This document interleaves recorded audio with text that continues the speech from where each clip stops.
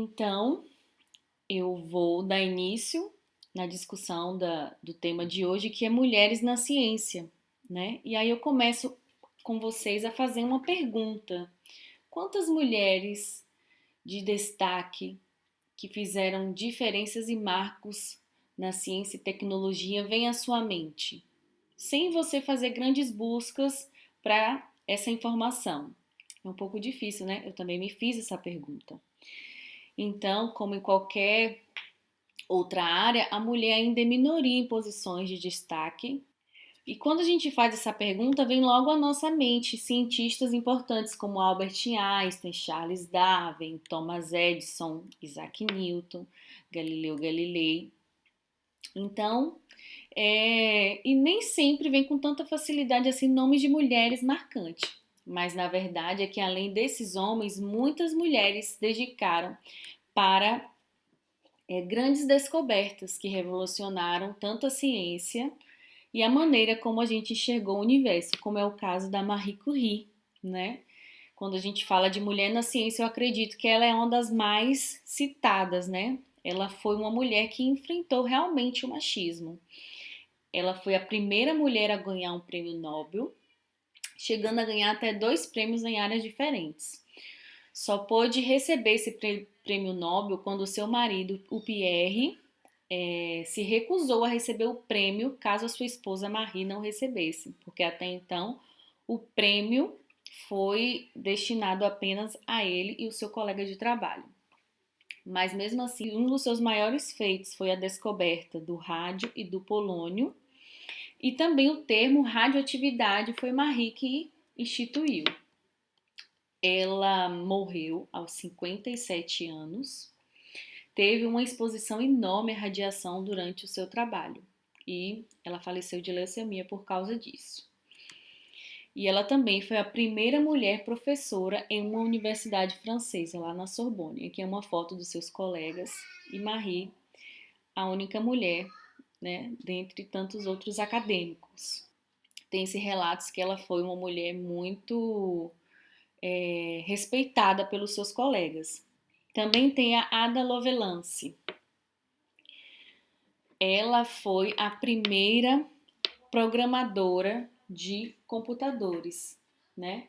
Muito antes dos computadores modernos serem inventados, os seus estudos sobre máquinas analíticas é considerado o primeiro algoritmo para a computação no mundo e escreveu o que seria hoje os primeiros algoritmos de computadores, aqueles termos de programação binário. Temos também a Rosalind Franklin, conhecido pelo seu trabalho revolucionário que descobriu a estrutura da hélice do DNA. Foi essa cientista aqui que registrou pela primeira vez as imagens de raio-x com a estrutura do ácido desoxirribonucleico, que é o DNA. Ela faleceu prematuramente, vítima de um câncer de ovário. Ela faleceu antes mesmo de Watson, Crick e Wink serem premiados com o prêmio Nobel por essa descoberta. Em nenhum momento ela foi citada na época. Só anos depois a gente sabe que hoje ela tem um reconhecimento importante por essa descoberta, né? E tem um caso até interessante que eu estava olhando um material didático de uma faculdade EAD e lá falava sobre a estrutura do DNA e só citava o Watson e o Crick, né? Esses dois aqui, essa fotinha mostrando que eles foram os principais responsáveis pela estrutura do DNA. Então eu prontamente enviei uma mensagem para a faculdade para eles retratarem, né, o que estava escrito e também inserir a Rosalind Franklin nesse feito, porque ela merece muito ser lembrada. Temos também aqui a Chien-Shiung Hu. Ela fez grandes descobertas na física nuclear. Ela ficou até conhecida como a Madame Curie da China. E ela ficou famosa pelo seu experimento de Hu, né? E esse experimento que quebrou os paradigmas da física e reescreveu a história da física nuclear, que foi a teoria da paridade física. Ela derrubou completamente essa teoria. E esta descoberta levou, sim, a um prêmio Nobel que foi dado aos homens cientistas que trabalhavam com ela. apesar da Hu ter sido a figura central desses estudos. Aqui, uma gravura ilustrativa fazendo uma homenagem a essa grande pesquisadora, cientista. Também temos a Cecilia Payne. Ela, que é uma astrônoma britânica, dedicou a vida e os seus estudos às estrelas, mas ela nunca teve o devido reconhecimento. Se a gente olha hoje para o Sol, para as estrelas, a gente sabe a composição deles, graças a Cecilia Payne, né, que ela desvendou que a principal composição do Sol era de hidrogênio e de hélio. Então ela foi a primeira a mostrar isso, né? E naquela época acreditava-se que o Sol possuísse uma composição similar ao planeta Terra, então nada a ver, né? E ela quebrou todos os paradigmas também desse feito. Aqui a Cecília mostrando sua paixão pelas estrelas. Também temos a Katherine Johnson. Quem quiser saber um pouco mais sobre a história dela, tem o filme Estrelas Além do Tempo, né? A Katherine Johnson, ela foi a responsável por fazer os cálculos da mecânica órbita para levar o homem até a Lua. Ela que foi responsável por fazer todo o cálculo dessa trajetória. Aqui tem a ilustração dela, ou seja, ela que levou o homem, né, até a Lua. Quanto que essa mulher foi importante para esse feito tão marcante, né, no mundo inteiro. Ela morreu aos 101 anos e sempre foi apaixonada pelo que ela fazia, né? Em várias entrevistas ela demonstra isso. E ela ganhou do presidente Barack Obama uma das medalhas mais importantes de reconhecimento de cidadã americana. E também a NASA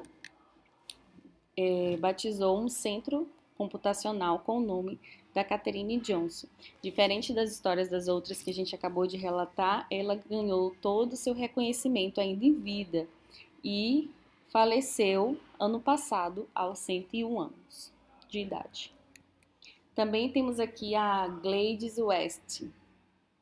Ela que é a mulher por trás do GPS.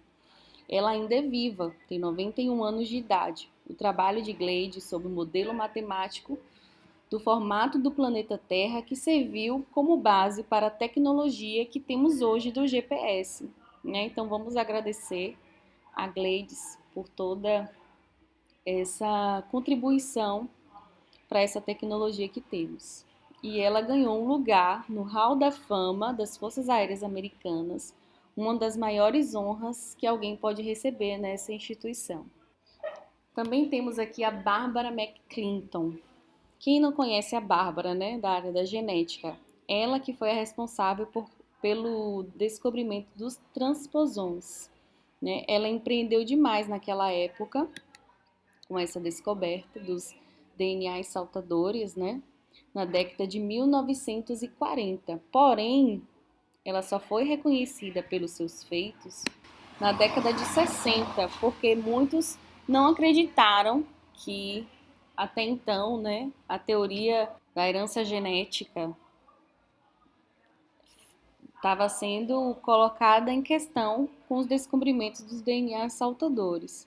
Ela também inspirou muitas mulheres, como foi o caso da Elizabeth Blackburn.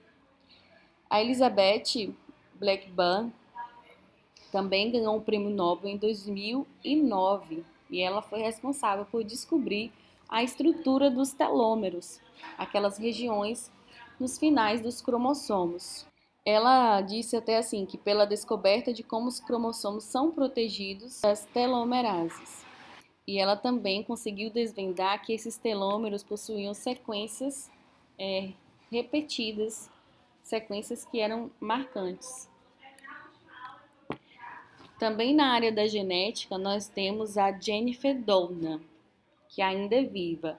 Ela é responsável, pioneira no desenvolvimento da técnica de CRISPR, né, que é uma tecnologia capaz de quebrar e editar os códigos genéticos, relacionar com o tratamento de doenças hereditárias. Ela ganhou o Prêmio Nobel de Química juntamente com a francesa Emmanuelle Charpentier.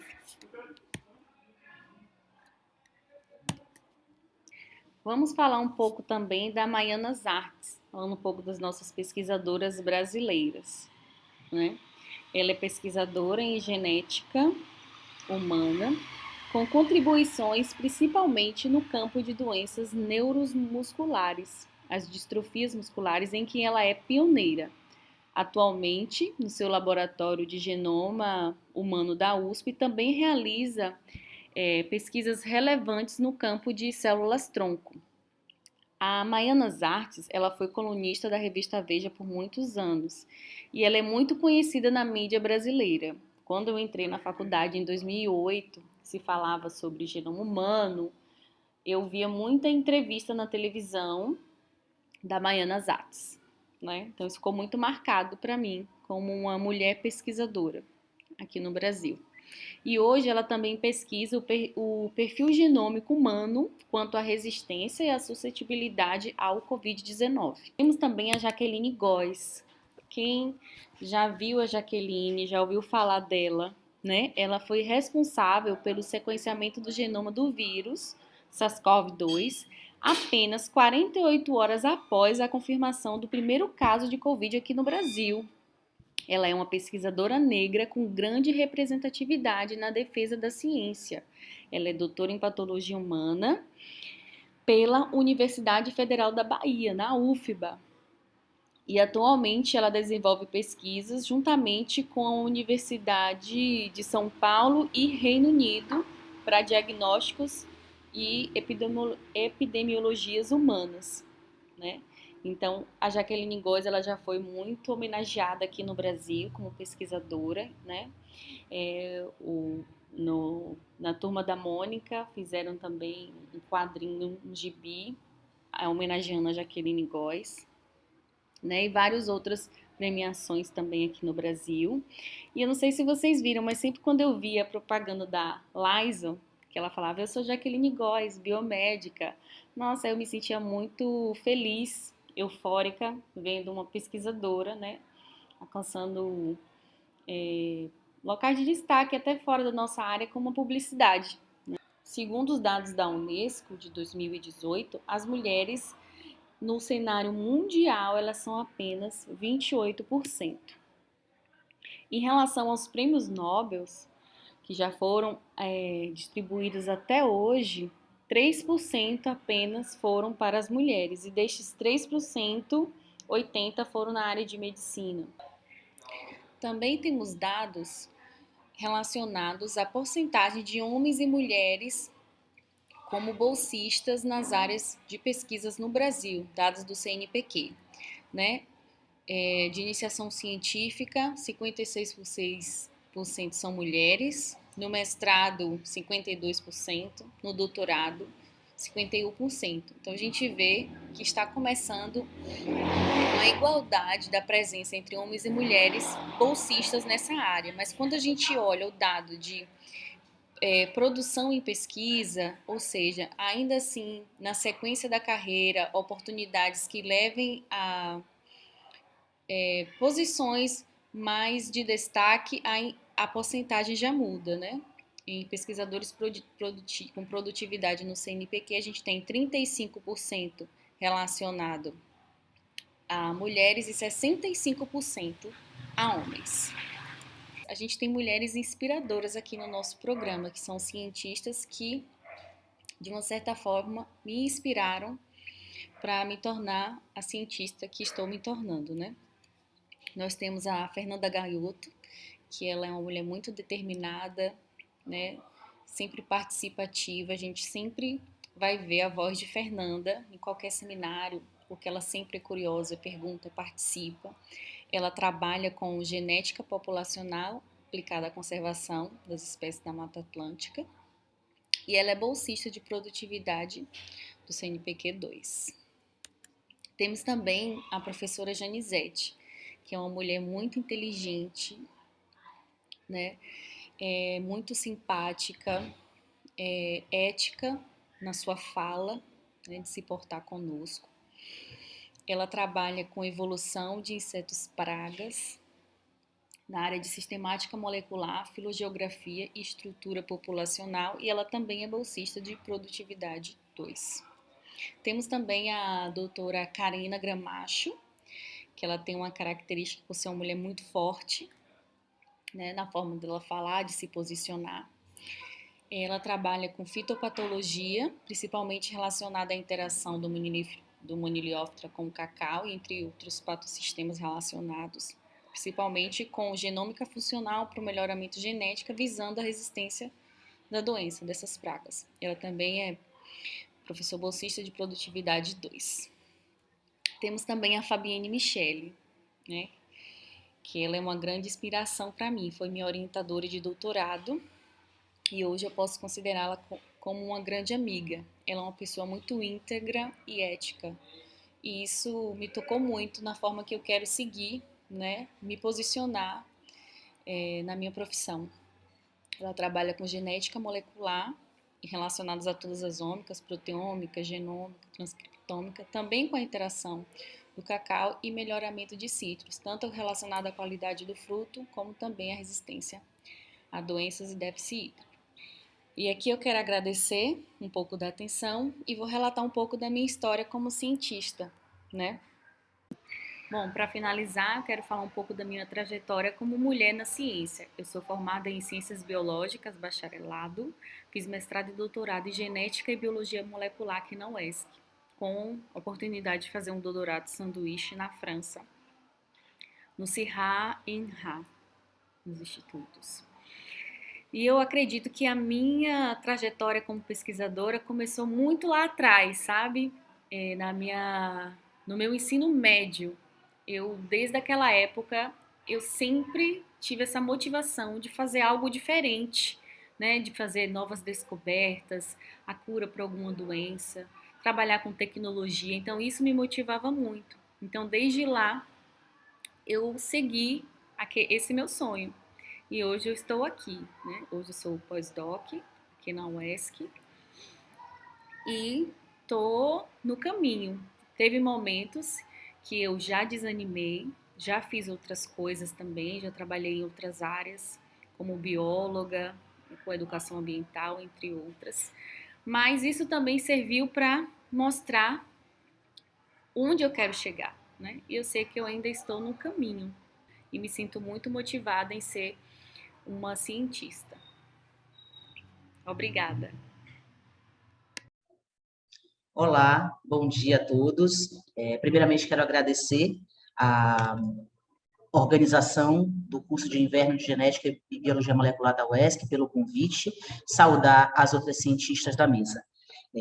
Dizer que vou falar um pouco sobre a minha história, minha trajetória profissional, né? Eu me chamo Adriana Reis, sou gerente de qualidade do SIC, bióloga, biomédica, doutora em Biologia e Biotecnologia de Micro-organismos, mestre em Genética e Biologia Molecular e mãe de Tom. Eu inicio minha carreira cursando Ciências Biológicas na UESC, em 1999, passei por diversas mudanças de currículo, tive 2 grandes estágios, né, na minha graduação, um estágio na CEPLAC com Raimundo Mororó, na área de microbiologia do cacau, um estágio no Laboratório de Monitoramento Ambiental, que era coordenado pela professora Raquel Rezende e João Dias, que foram meus orientadores ao longo da minha jornada acadêmica, né. Em 2003 para 2004, eu sou apresentada e convidada a trabalhar no primeiro projeto com cacau na minha vida, né, que foi o Plataforma Cacau, um projeto bancado pela FAPESB, apoiado pela FAPESB, e que foi um grande projeto, marca um momento da região, de um grande projeto aprovado dentro da Bahia após a Vassoura de Bruxa.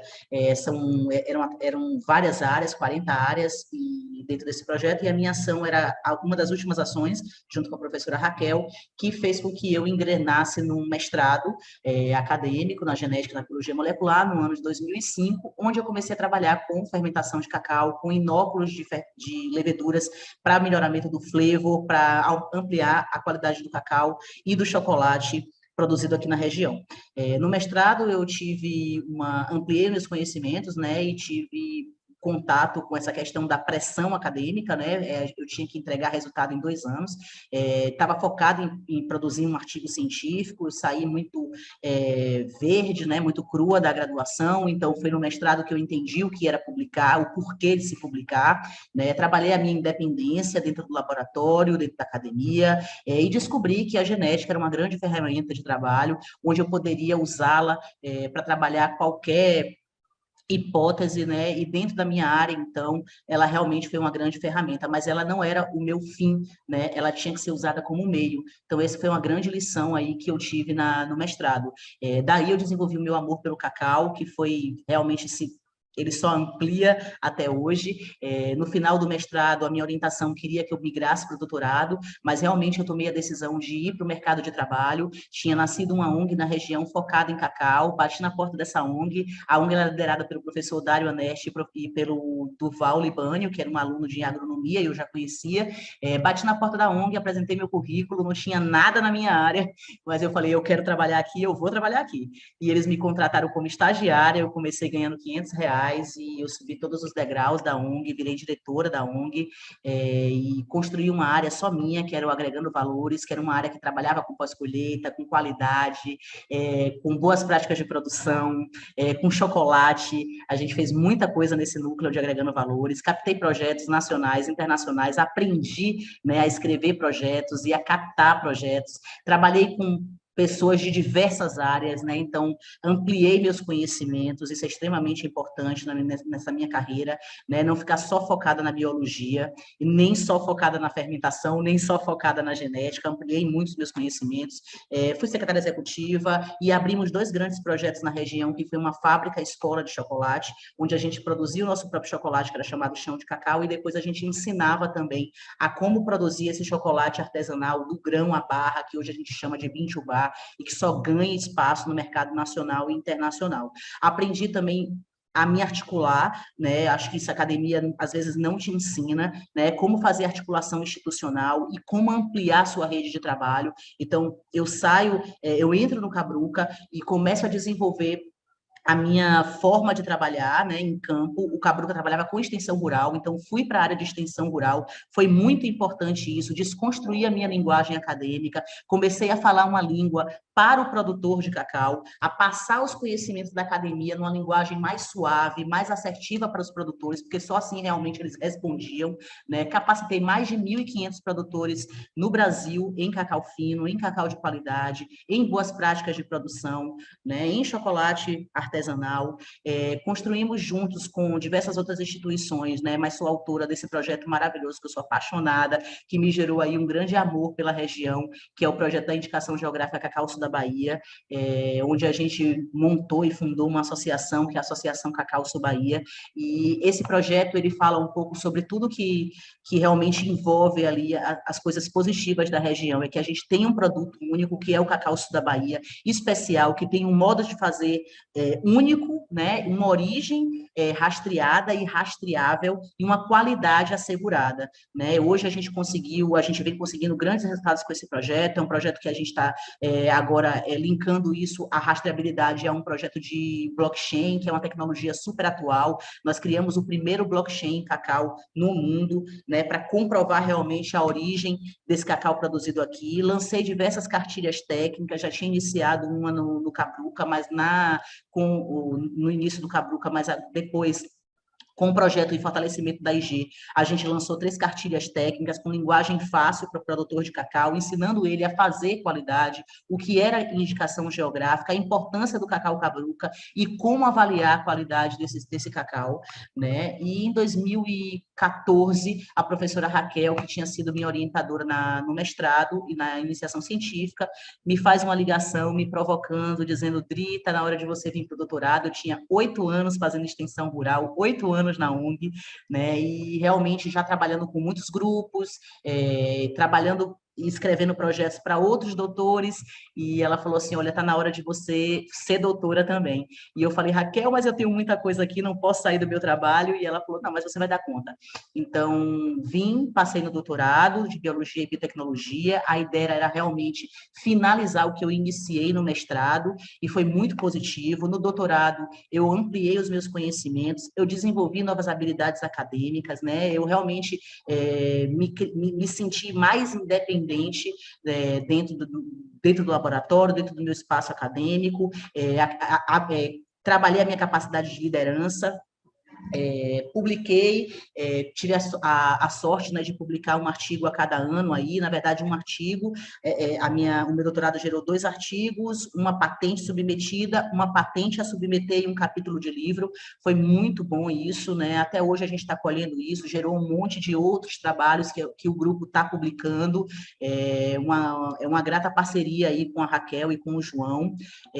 No doutorado, uma das minhas patentes é essa que está aqui na foto, junto com o Guilherme.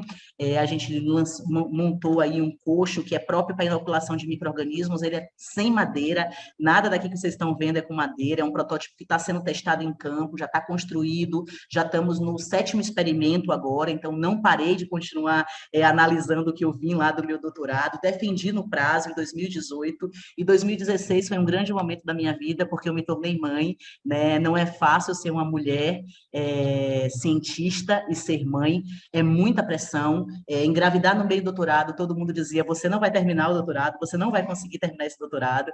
Eu trabalhava na UNG, né, como diretora, eu dava aula em universidade, eu estava fazendo doutorado e eu engravidei. Então, realmente foi um momento de muita pressão, mas eu consegui pular, né, esses gargalos e conseguir me comprometer. Fui muito responsável, disse que ia realmente finalizar e assim fiz, né? Meu filho foi muito para campo comigo, fui muito acolhida pelos produtores. Essa foto aqui registra muito meu momento de maternidade, né? A Cabruca lá atrás, os produtores, as pessoas que são meus amigos, meu marido, né? Na medida do possível ia para campo, a família unida realmente para que eu pudesse finalizar e concluir, e assim aconteceu. Em 2016, só para dizer assim que estava pouco, eu achei que estava na hora de realmente sair do Instituto Cabruca, eu já tinha feito muita coisa, mas muitas respostas, muitas perguntas estavam abertas na minha cabeça sobre a qualidade profunda mesmo do cacau, né? Não só da região, mas do Brasil. Então, em 2016, a UESC abre um edital de startup através da Broto Incubadora, e Raquel e João sempre me provocaram em 2004, dizendo que meu trabalho só ia avançar mesmo quando eu montasse uma incubadora. Na época eu nem sonhava que era incubadora. E em 2016, junto com o Cristiano Vilela e o Samuel Saito, que foram colegas do mestrado e do doutorado na genética da biologia molecular, né, nós realmente submetemos o projeto a Broto, aprovamos nosso projeto no edital e fundamos o Centro de Inovação do Cacau, que é um laboratório de análises físico-químicas e sensorial de cacau e chocolate, tem uma grande contribuição há 5 anos na cadeia do cacau. Fiz essa transição da ONG para o SIC com muita confiança, né, sabendo que era um passo importante para a região, e assim foi. Hoje nós vendemos serviços, nós estamos, já saímos do processo de incubação, hoje nós temos uma relação público-privada com a universidade, que a gente só tem a agradecer. É um ambiente que a gente já abre para estágios curriculares, tem um movimento grande da rede de produtores, né, da região, mas do Brasil também. Nós lideramos grandes projetos, a gente apoia tanto o movimento do Chocolate Vinho Chubá, que é um movimento que já tem mais de 200 marcas hoje no Brasil, né, que só cresce, mas que precisa cada vez mais de cacau de qualidade. Montamos o projeto de concurso, era um sonho que eu tinha, né, de lançar um concurso nacional.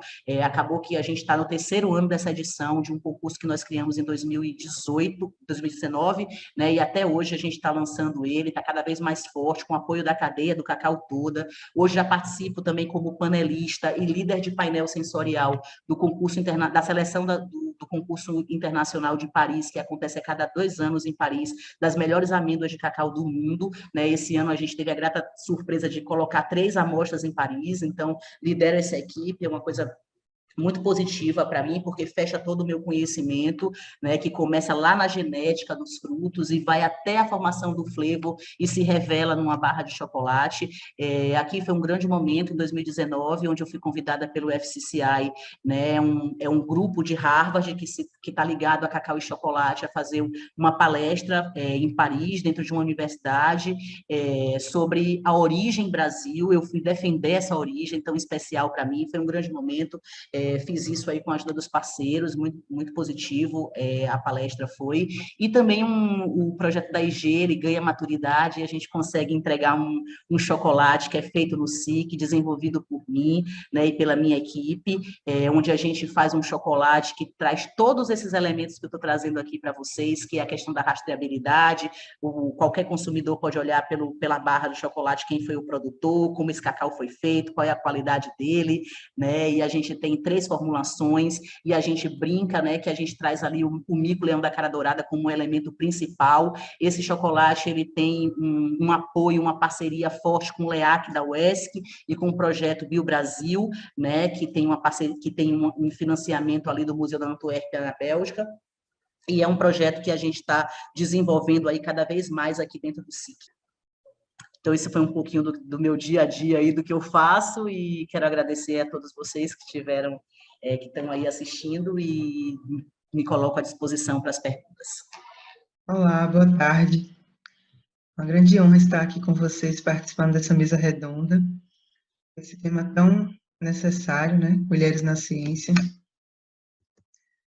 E vou falar um pouquinho para vocês sobre mim, para vocês me conhecerem um pouco melhor.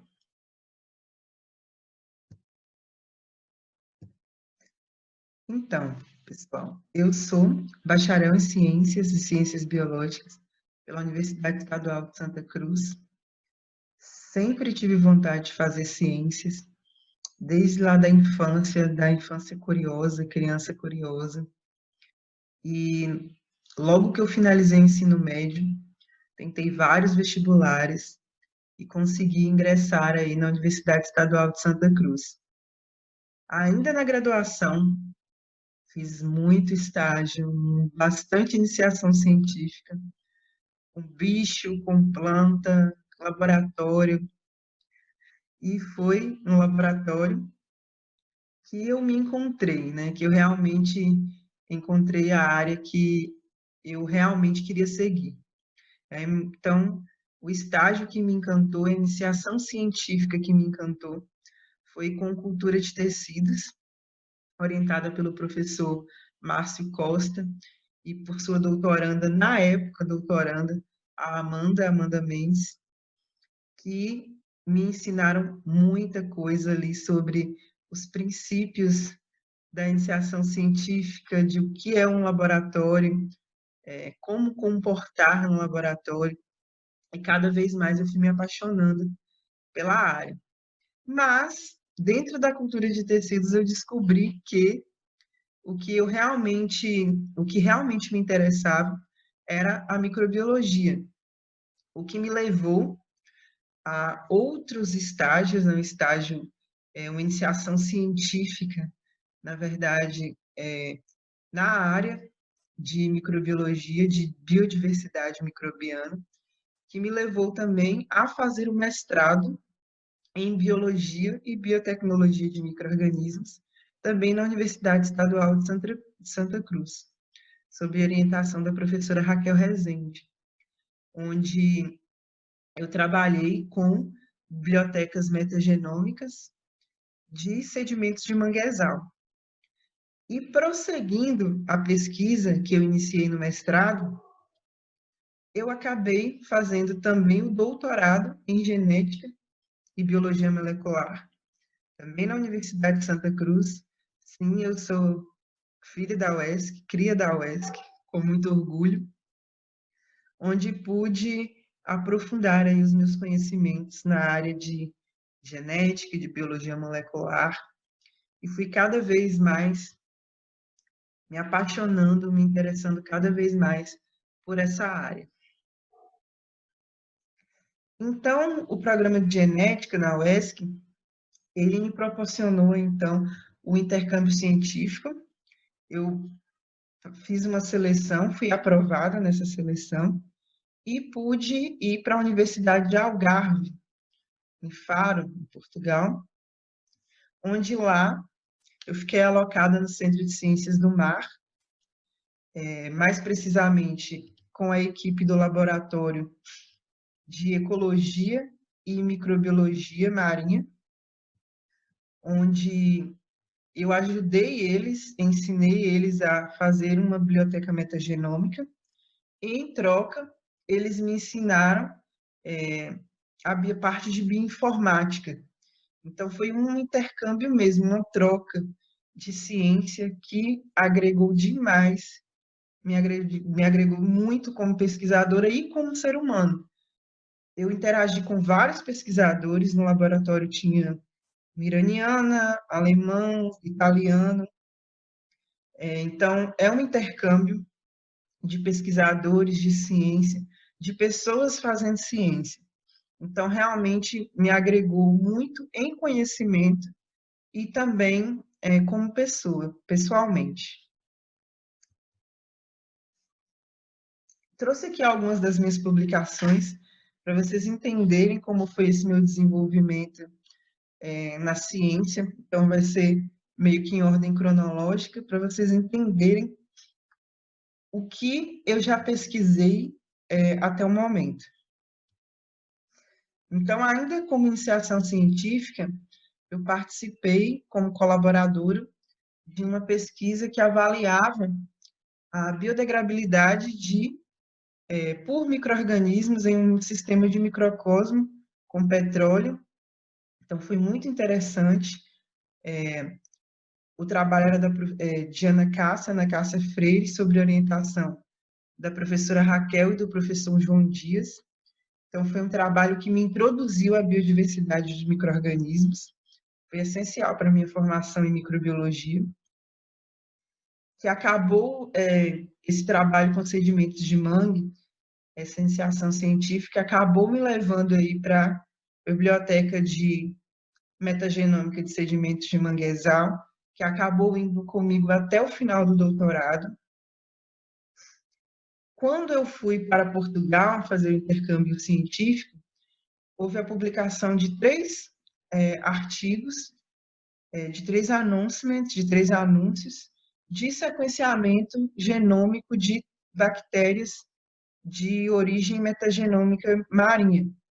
Então, foi o que me preparou para a minha publicação do doutorado referente à parte de bioinformática e conhecimentos mais detalhados sobre as ferramentas de bioinformática e sequenciamento genético de nova geração.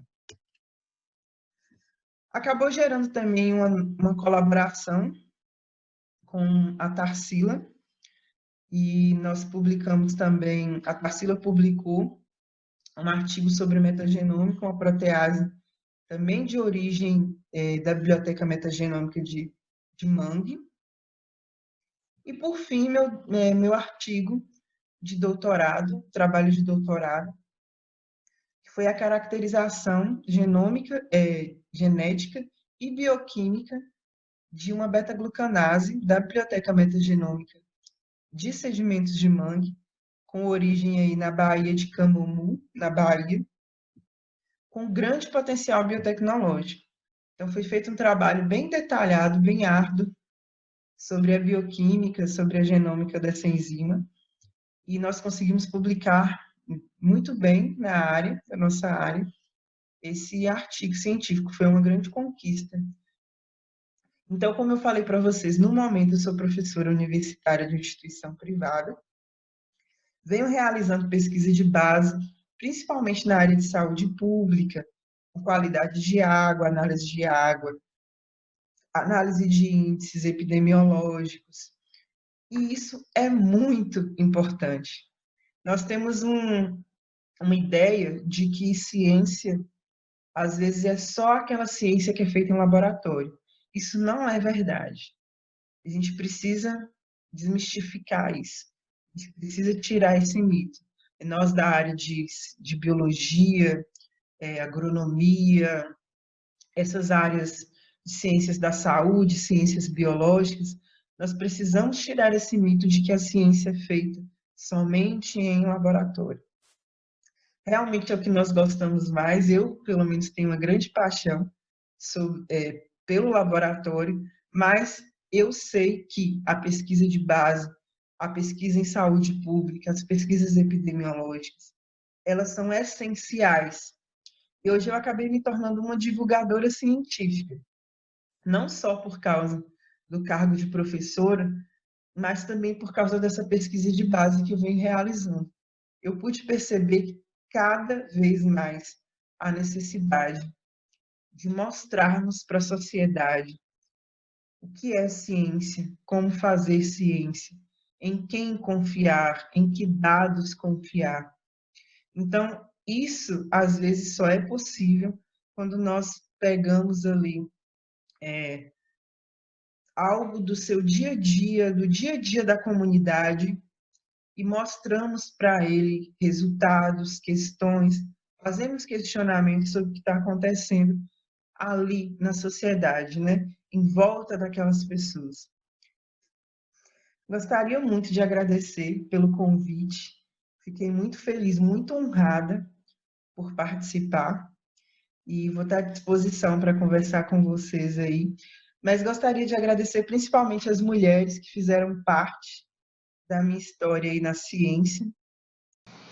Olá, pessoal, uma satisfação falar com vocês. Meu nome é Elizabeth Amélia Alves Duarte, sou egressa do programa de pós-graduação em Genética e Biologia Molecular, segunda turma, né, do doutorado do programa de Genética e Biologia Molecular da UESC, e participei da primeira versão do curso de inverno. Então, me traz uma memória muito agradável.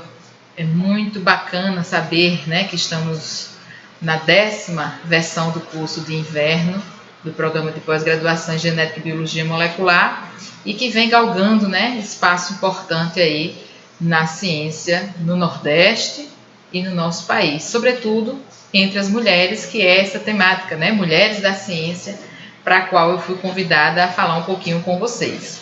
Então, dispensadas aí as apresentações, nesse meu trilhar acadêmico, né, científico e acadêmico, após concluir o curso de doutorado na UESC, eu fui lecionar, fui dar aulas, né, e é um ponto onde eu já começo a conversar com vocês sobre essa questão do lecionar, né?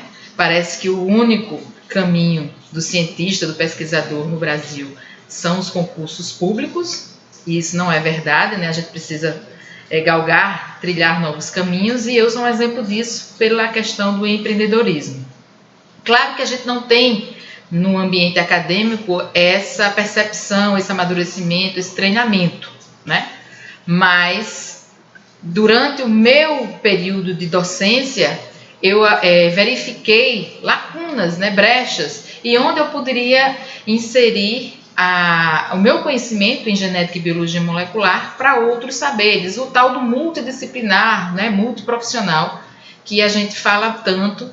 Eu tentei extrapolar, né, para esse universo do empreendedorismo, né, que está sendo tão falado, né, inovação, tecnologia e empreendedorismo. Então, em 2019, foi muito recente, né, eu fiz uma especialização em nutrigenética e nutrigenômica, porque durante as aulas, né, para o pessoal, os acadêmicos de nutrição, eu via essa lacuna, esse medo, esse receio com a genética, ou o que eu chamo de karma genético, né, brincando com os alunos.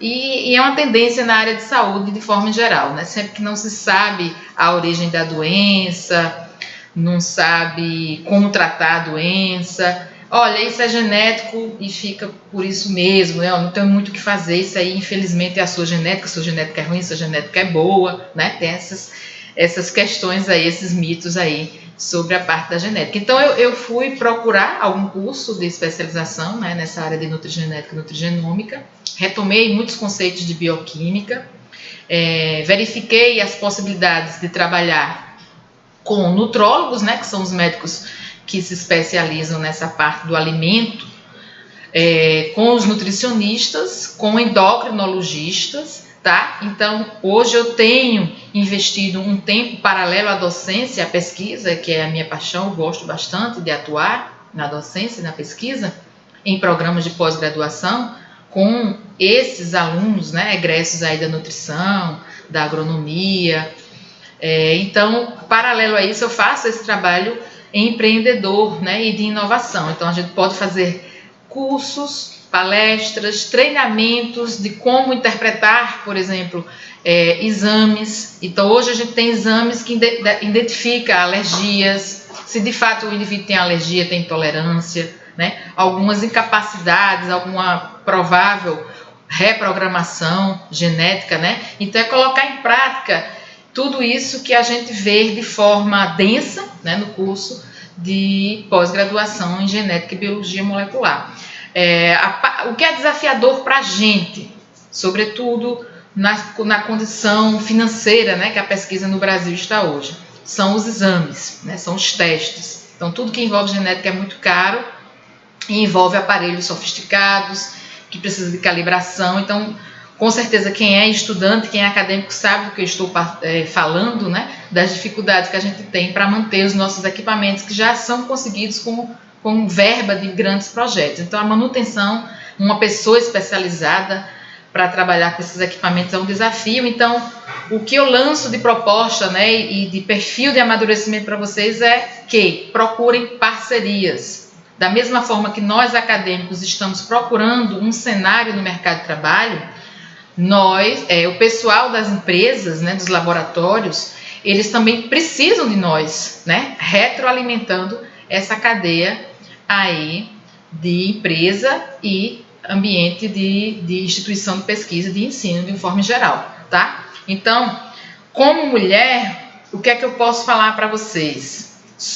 Hoje sou mãe, né? Há 4 anos eu tenho uma filha, então eu passei por um período de licença maternidade, um período que foi um pouco conturbado, no sentido que eu tive uma gravidez de risco. Então, nessa época eu era pós-doc, né? Fazia pós-doutorado aqui na UFRB. Estou hoje no Recôncavo da Bahia, trabalho na Faculdade Maria Milza, FAMAN. Então, nesse período que eu cheguei, né, ao Recôncavo da Bahia, eu tive esse período de licença maternidade para ter a minha filha, e aí é um percurso, né, com um percalço que a mulher enfrenta, né? Quem é mãe, né, e está aí no mestrado, no doutorado, ou até mesmo na graduação, sabe que a gente enfrenta aí algumas dificuldades. O meu caso, excepcionalmente, não tive problemas durante esse período de licença. Apresentei a documentação constando minha gravidez de risco, né, a cerclagem e o repouso absoluto, que eu devia permanecer até o parto, e graças a Deus eu não tive grandes problemas com a equipe com a qual eu trabalhava, né? Então agradeço até publicamente a Pró-Reitoria de Pesquisa e Pós-Graduação da UFRB por esse suporte, mas eu sei que não é a realidade de todos, tá? Então, meu conselho como mulher, né, como uma menina sonhadora que saiu lá da Paraíba e estudou em vários institutos diferentes e em diferentes estados, é que a gente precisa, de fato, zelar por nossa saúde, né, a saúde física, a saúde mental, e ter essa noção de que se a gente pode programar a gravidez, a gente, se puder, né, evitar e programar essa gravidez para depois desse período que a gente estuda, né, nesse contexto de mestrado, doutorado que a gente tem no país, de dedicação no laboratório, de lidar com equipamentos, reagentes, né, de risco, de câncer, né, de riscos aí, inclusive para o nosso bebê. Então, se a gente puder ter cuidado, né, e programar a gestação, é um conselho que eu dou às meninas. Por quê? Porque isso é um desafio para nós mulheres, né, nos afastarmos das nossas atividades, atrasar na carga horária ou no tempo de defesa, né, então, e lutar com a CAPES, com os órgãos de fomento, a sua eventual bolsa, sobre essas questões aí. Então, é um conselho, mas é algo que a gente realmente precisa lidar. Tanto que recentemente que o Lattes, né, permitiu que a gente colocasse esse período de licença, porque de fato, quando você submete a um concurso ou qualquer bolsa de produtividade, você tem aquele lag, né, aquele gap de produção devido ao período que você passou gestante ou cuidando eventualmente do seu bebê ou dos seus bebês quando a pessoa, né, a mulher tenha. Então isso também já conta pra gente. Eu tenho um percurso acadêmico muito marcado por mulheres, né? A doutora Rosiane Cavalcante dos Santos, da Embrapa Algodão. Na época que eu estagiei na Embrapa de Campina Grande, na Paraíba, ela estava em doutorado na UNB, na Universidade de Brasília, mas eu já fazia alguns ensaios de biologia molecular, lembro que na época com isoenzimas. Trabalhei com a Lúcia Hoffmann, né, também da Embrapa Algodão, chegou no período que eu estava em estágio. Lúcia Hoffmann é filha de Sônia Vieira, né, uma grande professora aí, conhecida aí dos livros de bioestatística da gente, que a gente foge tanto, então para mim foi muito bom ter esse contato com a Lúcia. O Paulo Barroso, né, que hoje é o presidente da CTN Bio, então com muito orgulho eu pude conviver com essas pessoas e aprender, né, sobre diversos ramos ou ramificações, né, da genética e da biotecnologia. Então, para mim, foi uma satisfação muito grande ter a Rose, né, como carinhosamente eu chamo a doutora Rosiane Cavalcante dos Santos, como minha orientadora de mestrado lá em Recife. Depois eu vim para a UESC e fui orientada pelo Júlio Cascardo, né, em memória, é impossível não falar do Júlio quando a gente fala desse programa de pós-graduação. E a professora Raquel, né, que é uma das organizadoras dessa versão aí, 10ª versão do curso de inverno, ela era minha co-orientadora. A Fafá, né, como carinhosamente a gente chama a Fátima, a Alvine e a Virgínia foram pessoas que carinhosamente estiveram comigo nesses momentos aí de sabores e dissabores, né, durante o doutorado na UESC. Então, a Milena, né, que é a nossa moderadora aí, Milena era aluna de iniciação científica na época do nosso laboratório, do recém-CBG, né, hoje esse laboratório consolidado. Então, o que eu posso falar para vocês é que esse curso de inverno, né, também temos, não sei se ainda está ativo o de verão, né, eu participei das duas versões, inverno e verão. Ele tem 10 anos e nesses 10 anos a gente pôde ver a evolução do nosso programa de pós-graduação, né? O quanto que os egressos, né, os colegas vários que carinhosamente eu tenho e a gente mantém contato, estão espalhados nesse mundo aí, no Brasil e até fora do país. Tá? Então, essa relação, né, a professora Fabienne também é uma pessoa muito importante para o nosso programa, né, porque abriu portas desde aquela época das turmas pioneiras para a gente fazer os estágios pós-doutorais fora, né, os famosos sanduíches aí. Então, quem tiver a oportunidade, o meu sanduíche foi interrompido, infelizmente, pela morte, né, precoce do Júlio, então a gente ficou conturbado tentando finalizar, né, a pesquisa por questões financeiras do projeto e os desdobramentos desse projeto, mas que também isso é um ponto que eu ressalto como positivo, né, de aprendizado, né? O Júlio se foi e a gente ficou, e uma forma de homenageá-lo foi terminar esse doutorado aí, então a gente conseguiu isso com sucesso. Então, meninas, né, particularmente porque a temática é aí mulheres na ciência, parabéns por tentarem, né, e estarem aí galgando um espaço. Vamos contar sempre umas com as outras, né? Vamos fincar nossa posição na ciência nesse país e quem sabe no mundo. Então, mais questões que vocês queiram falar, eu falo muito, né? Tô com meu tempo estourando aqui, tô olhando pro cronômetro. Mais questões que a gente possa falar, vai ser uma satisfação de forma online, a gente trocar algumas figurinhas a mais, ou através do meu e-mail que está disponível aí na tela, ou através do meu Lattes, quando o Lattes estiver disponível, né? Um abraço para vocês, foi uma satisfação, parabéns à comissão organizadora desse evento. Boa tarde, eu fui convidada para participar da mesa redonda Mulheres na Ciência, do curso de inverno de Genética e Biologia Molecular.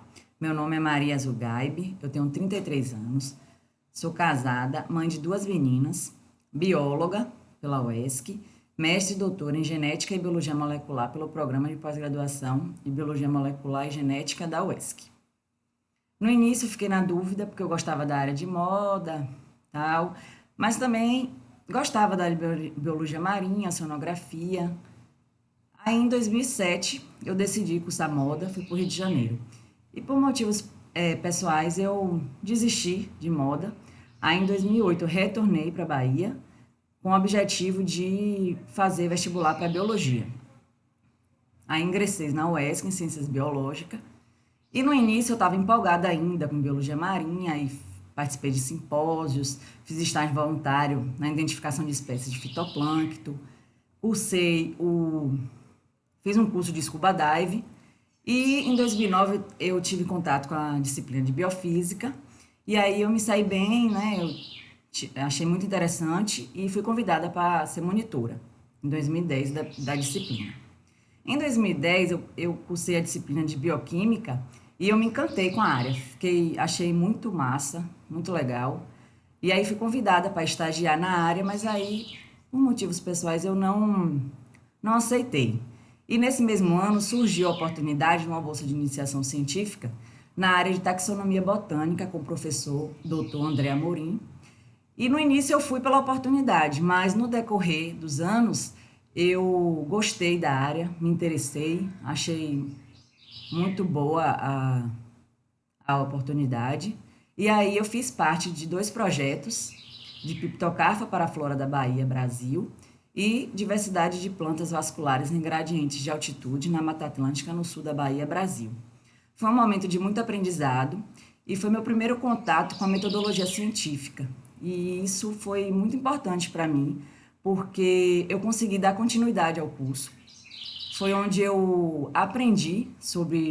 comecei a aprender sobre a pesquisa científica e via uma finalidade no curso.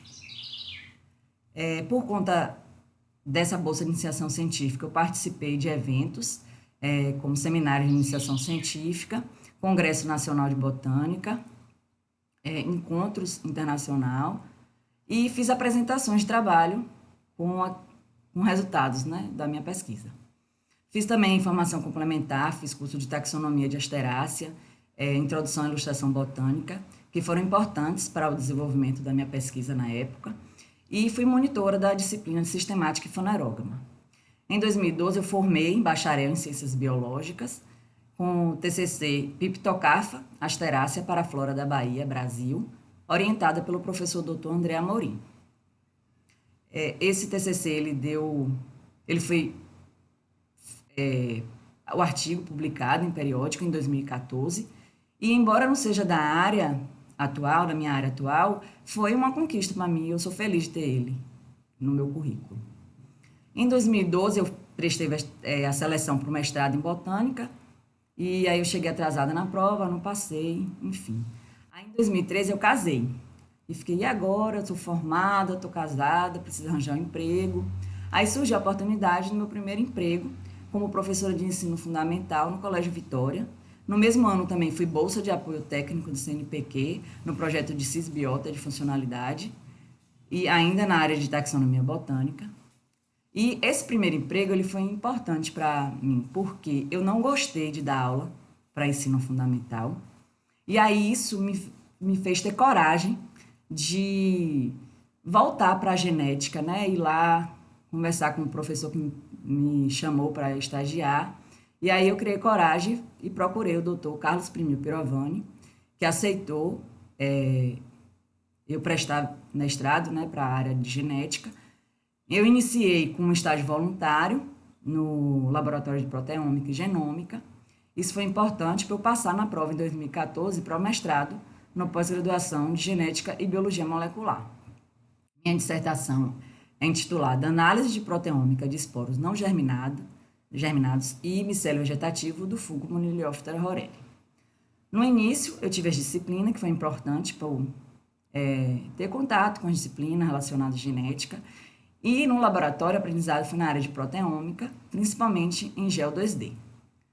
Em 2015, eu tive experiências na área de genética, com participação de Congresso Internacional de Bioquímica, onde eu apresentei meus resultados parciais da dissertação. Participei de bancas examinadoras de qualificação e de seminário de tema livre, que é um momento importante, assim, que a pós-graduação de Genética e Biologia Molecular proporciona aos alunos. Esse contato com a parte de bancas, né, examinadora é importante para a nossa formação. E participei também do curso de inverno da UESC, ministrando minicurso e sendo supervisora de estágio no laboratório de proteômica. Em 2016, foi a defesa da minha dissertação e eu já estava grávida da minha primeira filha. Em 2016, eu também ingressei no doutorado com o projeto Análise de Mecanismos Bioquímicos Pré-Infeccionais na Interação Moniliófila Perniciosa Theobroma cacao, na qual eu ia fazer análise transcriptômica dos tempos diferentes de germinação do fungo e a expressão heteróloga da filoplanina, que é uma proteína do cacau. E aí, no início, eu fiquei escrevendo esse projeto e tendo as disciplinas. E aí, no final do ano de 2016, eu entrei de licença maternidade. E quando eu retornei no início de 2017, foi o meu primeiro desafio, assim, porque eu tinha um bebê, né? Minha filha estava bem novinha. E eu tinha uma qualificação no meio do ano para fazer. E eu precisava de resultados parciais. Mas aí foi um momento assim cansativo, mas foi de muito aprendizado. Eu consegui qualificar com a minha turma, que foi a defesa do meu projeto. Por conta da falta de verba, meu projeto ele não pôde fazer essas análises transcriptômicas e eu fiquei com só a parte da expressão da filoplanina. E aí minha tese é Análise de Mecanismos Bioquímicos Pré-Infeccionais no Filoplano de Theobroma cacao, com o capítulo 1. É um artigo de revisão onde a gente faz uma abordagem dos estudos feitos com o filoplano, enfatizando o filoplano de Theobroma cacao e a interação com os patógenos, está em processo de submissão. E o capítulo 2, que é a caracterização da filoplanina de Theobroma cacao por expressão em sistema heterólogo. Esse capítulo 2, ele teve muito resultado negativo. E isso me fez, assim, eu ficar muito desesperada no início, muito desesperada. Eu ficava me perguntando como é que eu vou defender, eu preciso publicar e eu não tenho resultado. Foi um momento estressante, assim. Mas foi também um momento que a gente fez muitas tentativas. Eu tive que estudar bastante a parte de metodologia do meu trabalho para poder resolver a situação, né? Eu tive o apoio de colegas de bancada que me auxiliaram um tanto. E a confiança no meu orientador, porque ele sempre esteve presente, buscando soluções comigo. E depois de 2 anos e meio, a filoplanina truncada ela foi expressa e a gente continuou realizando os possíveis experimentos com ela. E aí veio a pandemia e mais um desafio. Eu perdi um experimento e eu também estava grávida da minha segunda filha. Mas por conta da pandemia, que eu perdi o experimento, eu consegui prorrogar a bolsa do doutorado, e aí foi bom porque eu fiz algumas análises em sílico, mas também eu já estava com minha filha recém-nascida, eu não tive licença maternidade, então eu tive que conciliar essas duas coisas, mas eu consegui. Em 2020, eu defendi minha tese com 2 capítulos fechados, e o primeiro capítulo submetido, um artigo submetido. Além do projeto do doutorado, eu também fui orientadora de duas alunas de graduação, participei de minicurso e participei de bancas de defesa do TCC, de graduação. Em 2021, eu resolvi me dedicar à maternidade e dar continuidade a alguns artigos que eu precisava escrever novamente, porque foram rejeitados, um artigo do meu mestrado. Aí eu me dediquei a isso. Agora, em 2021, no segundo semestre, eu pretendo exercitar minha docência, continuar as publicações e o meu objetivo maior mesmo é a aprovação no concurso público como professora de genética, biologia molecular, para poder dar continuidade à minha carreira. Eu quero ser grata pelo convite e quero dizer assim que meu maior desafio como mulher na ciência foi conciliar a minha maternidade com o processo de pós-graduação, né? As coisas que eu tinha que dar conta. Mas eu sou bem feliz, assim, de poder ter tido minhas filhas durante a pós-graduação e conseguir defender meu doutorado. É isso, muito obrigada. Oi, pessoal, boa tarde. Meu nome é Thaís Almeida e eu fico bem feliz em estar com vocês um pouquinho nessa tarde, ter esse tempo com vocês, para a gente poder conversar um pouco desse assunto tão profundo, né? Para a gente ter esse momento de realmente uma mesa redonda virtual, onde a gente pode conversar sobre esse tema, mulheres na ciência. E eu fico também feliz, porque foi uma experiência também muito boa para mim, poder revisitar algumas coisas na minha própria trajetória. Porque às vezes a gente passa tanto tempo na carreira acadêmica, a gente faz tantas coisas, que a gente pouco para pensar realmente, né? Em quão desafiador foi, quão desafiador tem sido fazer aquilo que a gente tem conseguido fazer, alcançar os lugares que a gente tem conseguido alcançar.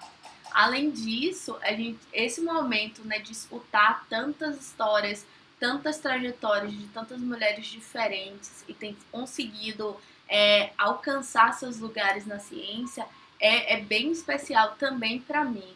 Então, para começar um pouco a minha fala, eu trago um discurso, um trecho do discurso da Sojourner Truth, que foi proferido lá em 1851, numa época em que o direito à liberdade não era dado a todas as pessoas. Então ela nasceu na situação sendo uma mulher e uma mulher negra.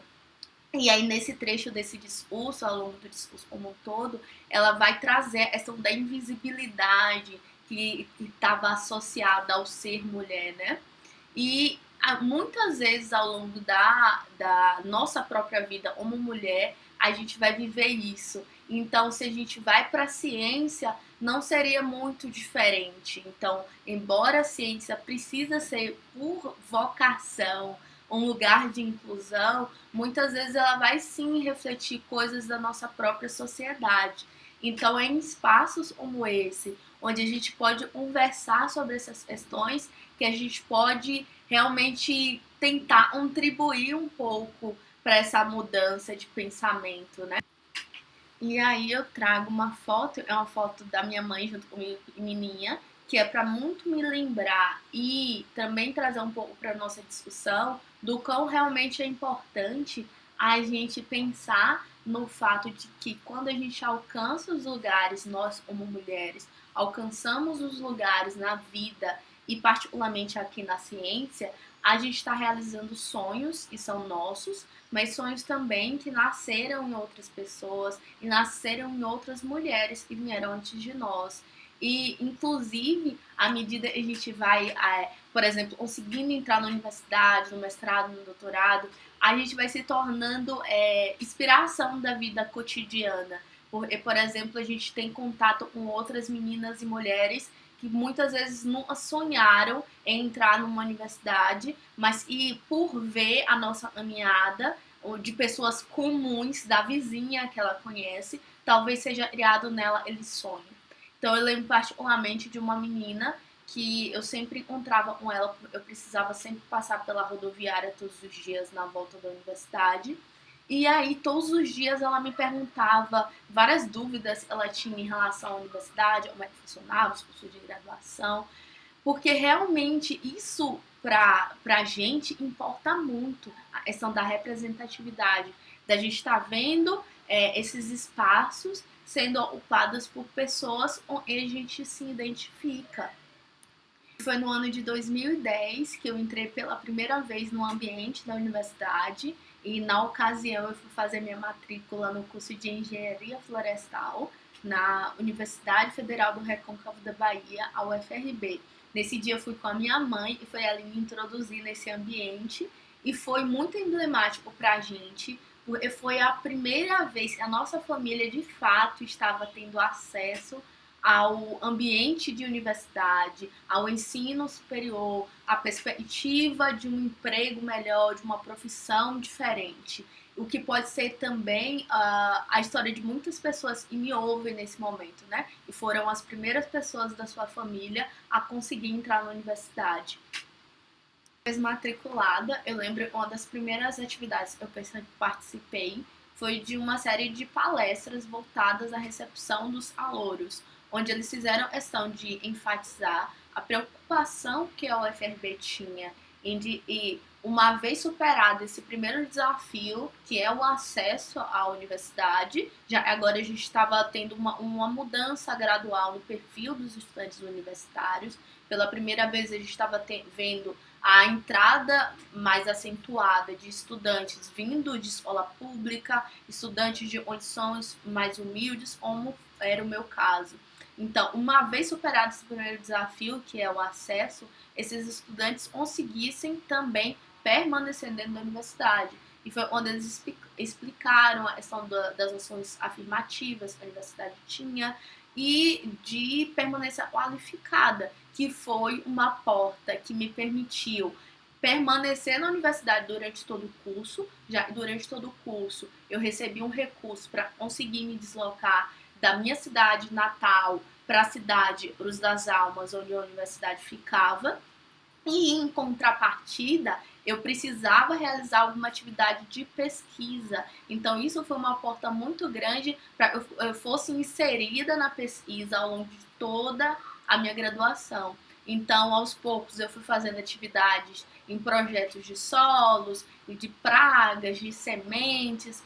Em torno do 6º semestre, eu adentrei no programa de educação tutorial, que é o PET. No meu caso, foi o PET Mata Atlântica, Conservação e Desenvolvimento. Aqui eu devo muito do que eu faço, inclusive, até hoje, porque dentro do PET a gente trabalhava muito a questão da pesquisa, da extensão e do ensino, muito voltado à conservação. E foi durante o PET, por exemplo, que eu adentrei no laboratório de ecologia e restauração ecológica, onde eu consegui, por exemplo, desenvolver meu TCC na área sempre da restauração, especialmente engenharia florestal. Eu ingressei no mestrado em recursos genéticos vegetais, também na UFRB, e na ocasião eu trabalhava com questões voltadas para a conservação da APA joanisipitanga. Então a gente iria entender quais espécies da flora ocorriam nessa região, quais espécies estavam em listas de extinção, e a gente iria entender também aspectos relacionados à produção de mudas de espécies nativas, tanto voltadas para a gente pensar na restauração dessa APA, quanto em outras áreas da Mata Atlântica. Então, terminado o meu mestrado, aí eu fiquei na indecisão do que eu faria a seguir. Se eu faria realmente o doutorado, em qual programa eu faria. Foi quando eu vim para uma edição do curso de inverno aqui da UESC, esse mesmo que todos vocês estão participando. E aí, participando das palestras e tudo, eu vi uma palestra da Fernanda Gaiotto, que atualmente é minha co-orientadora, em que ela trabalhava a questão de genética da conservação. Eu já tinha tido uma experiência ainda pequena durante o mestrado com a genética, era um dos nossos objetivos, entender a diversidade genética de uma determinada espécie que a gente estava produzindo protocolos de produção de mudas. Mas isso não foi muito para frente. Então, eu já vinha essa pequena bagagem. Quando eu assisti essas palestras, eu fui pesquisar um pouco mais sobre a área da genética da conservação. Foi onde eu me apaixonei, porque aí agora eu tinha como unir realmente a genética à restauração nessa grande área. E então, eu entrei no doutorado no ano de 2018 e a partir daí eu tenho desenvolvido todos os meus projetos voltados à genética da restauração. Atualmente eu trabalho tentando realmente aplicar a genética na prática da restauração, de forma que a gente consiga fazer restaurações que considerem tanto a diversidade de espécies, mas considerem também a importância da diversidade genética para a manutenção dessas áreas restauradas e para essas áreas restauradas sejam efetivas do ponto de vista de restaurar a sustentabilidade e os serviços ecossistêmicos. Então, uma das linhas de pesquisa dentro do meu projeto é entender como eu posso movimentar sementes na paisagem. Eu posso coletar sementes aqui em Ilhéus e restaurar em outra cidade, muito longe ou não. Isso do ponto de vista genético tem alguma influência realmente? Outra questão que a gente está buscando entender dentro do meu projeto onde a gente vai fazer restauração, muitas vezes a gente não pode o agricultor ele não faz as próprias coletas de sementes. Então, muitas vezes ele adquire essas sementes vindo ou de viveristas comerciais ou ONGs. Então, a gente está querendo entender o quão diversos são esses lotes de sementes para que se tornem mudas que vão parar nas áreas restauradas para então sejam populações que tenham capacidade de sobrevivência a longo prazo. Então, todas essas questões nós estamos tentando entender dentro do âmbito do meu projeto, porque são realmente questões essenciais para a prática da restauração ecológica, para ela se torne realmente efetiva nas suas proposições. Uma das coisas que eu iria destacar na minha trajetória, especialmente agora no doutorado, foi ter sido contemplada no ano de 2019 no programa de bolsas FUNBio, que é o Fundo Brasileiro para a Conservação da Biodiversidade. Então, eu submeti o meu projeto, tive a honra de ter sido contemplada como sendo um projeto que é realizado e idealizado por pesquisadores jovens que conseguem, então, aplicar esses resultados voltados à conservação. Uma das maiores oportunidades que o programa de Genética e Biologia Molecular me proporcionou foi participar do Grupo de Genética da Conservação, que é um grupo que é coordenado pela Fernanda Mato Gaiotto e que, inclusive, a maior parte dos integrantes desse grupo são mulheres. No ano passado, nós fizemos uma iniciativa de escrever textos contando as nossas próprias histórias. Então, foi uma experiência muito, muito gratificante, porque muitas vezes a gente convive com as pessoas, mas a gente pouco sabe as histórias delas. E é muito bom a gente ouve realmente essas histórias de tantas mulheres diferentes, porque a gente, de alguma forma, é fortificado a persistir nas nossas próprias caminhadas, embora sejam completamente diferentes. Bom, eu iria também comentar que ao longo de tudo eu fui desenvolvendo na graduação, mestrado, doutorado agora, eu sempre lidei muito com o campo, com atividades, eu precisava ir a campo. E eu acho que realmente a gente tem as nossas próprias dificuldades na vida real, na vida comum, indo à esquina, por exemplo, comprar pão. E ser mulher na ciência, você traz isso também para a própria ciência, né? Então, não seria muito diferente. Por exemplo, todas as vezes que eu preciso ir a campo, pelo fato de ser mulher, é lógico que a gente precisa tomar outros cuidados que muitas vezes os homens não precisarão ter.